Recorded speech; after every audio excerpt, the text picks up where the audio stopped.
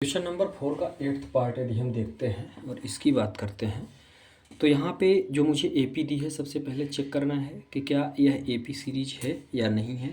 और यदि AP series है तो इसके 3 टर्म मुझे और फाइंड करने हैं, है ना। इसी सीरीज के आगे के 3 टर्म और फाइंड करने हैं। चलिए देखते हैं।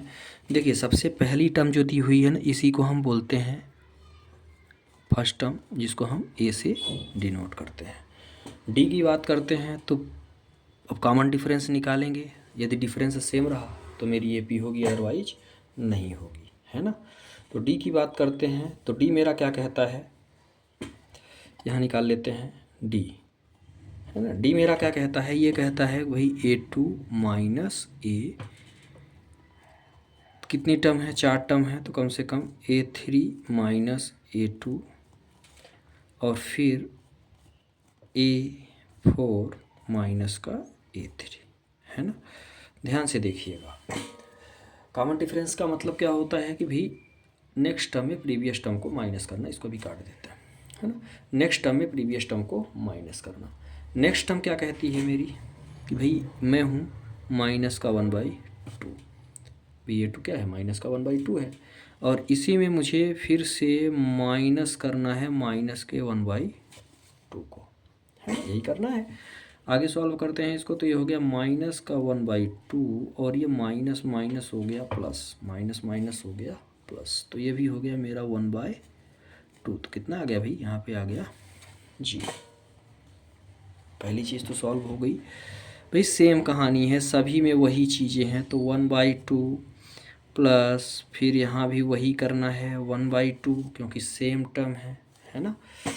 तो यहाँ भी यदि हम सॉल्व करते हैं तो यहाँ मिलेगा माइनस का 1/2 और यहाँ भी मुझे मिल जाएगा प्लस, क्योंकि माइनस माइनस प्लस, तो यहाँ हो गया 1/2, तो ये भी घट के 0 हो गया।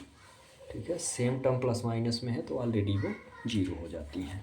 यहाँ भी सेम कहानी होने वाली है भाई, क्योंकि फोर्थ टर्म भी वही है, प्लस माइनस का 1/2 और यहाँ पे क्या बचा मुझे, यहाँ बचा माइनस का 1/2 और माइनस माइनस प्लस का 1/2। तो भैया कॉमन डिफरेंस जो मुझे मिल गया वो मिल गया 0। अब ध्यान से देखिएगा, जो डी मिला ना कॉमन डिफरेंस, वो मुझे कितना मिल गया, 0। इसको स्मॉल डी से, ठीक है, क्या हो गया, 0 मिल गया।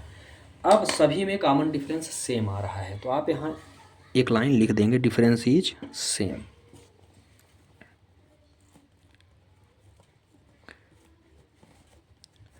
Difference is same, so it is AP, so it is AP।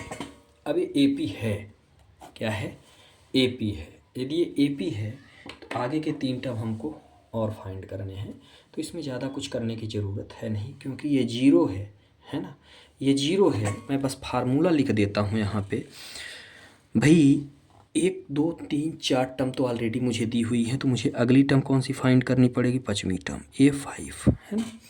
A5 यदि हम निकालते हैं तो फार्मूला होता है A+4D का, क्या होता है, A+4D। और भाई साहब यदि मैं इसमें A तो जो भी है माइनस का 1/2 है और D हमारा 0 है, किसी भी संख्या पे D का मल्टीप्लाई करेंगे तो 0 वही रहेगा, तो A5 भी मेरी यही आ जाएगी, A6 भी मेरा 1/2 ही रहेगा, क्योंकि D मेरा 0 है, और A7 भी मेरा वही रहेगा, माइनस का 1/2। आ गया समझ में यहाँ तक। तो मतलब कहने का ये है कि जो मेरी आगे की सीरीज मिली, AP की बात करते हैं, तो जो मुझे AP मिलेगा तो 4 ठो तो -1/2 थे ही, -1/2 माइनस का 1/2 माइनस का 1/2 और माइनस का 1/2। ये तो ऑलरेडी मुझे पहले से ही दिए थे, प्रश्न में ही दिए थे।